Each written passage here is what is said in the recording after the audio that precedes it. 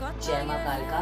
तो सभी लोग बहुत अच्छे होंगे और महारानी की कृपा से देखो गुप्त नवरात्रों का समय आ चुका है। तो बहुत सारे लोग हैं जो परेशान रहते हैं। कुछ लोग कहते हैं कि हमारे घरों में लक्ष्मी की मतलब कमी रहती है, आर्थिक स्थिति खराब रहती है, बहुत सारी परेशानियाँ रहती है। तो कभी कभी ऐसा होता है कि हमारे देवी देवताओं के साथ हमारे पितृगण जो होते हैं वो भी नाराज हो जाते हैं। तो पितृगणों को मनाने के लिए कई लोगों के घरों में होता है कि माँ का वास नहीं होता। पूजा तो करते हैं लेकिन हमारे घर में ये कमी है, हमारे घर में वो कमी है। बहुत सारे भक्तों की शिकायतें होती हैं माँ को लेके कि हम माँ की पूजा तो करते हैं लेकिन क्या हमें उस पूजा का फल मिल पाता है। कई लोग कहते हैं कि हम पितरों को मनाते तो हैं लेकिन हमारे पितर मानते हैं कि नहीं मानते, इसका तो हमें पता नहीं लगता।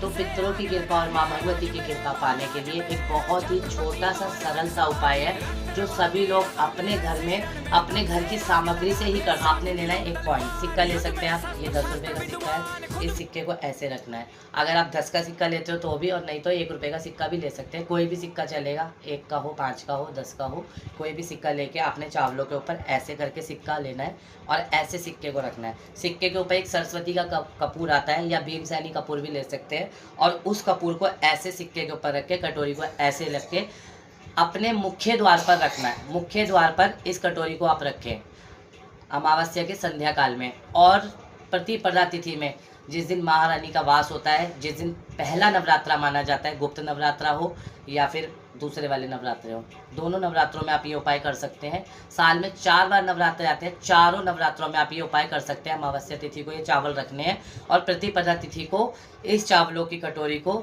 दरवाजे पे रख के इस कपूर को जलाना है।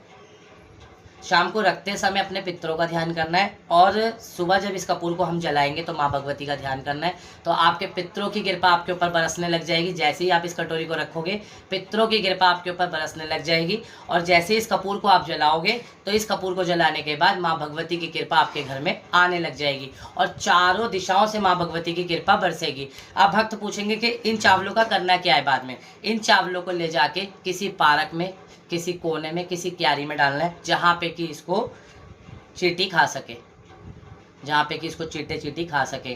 कहीं भी पेड़ के पास डाल सकते हैं, पीपल के पेड़ के पास भी डाल सकते हैं आप, या किसी पार्क में इसको डाल सकते हैं क्यारियों में। बोलो श्री कालका माई।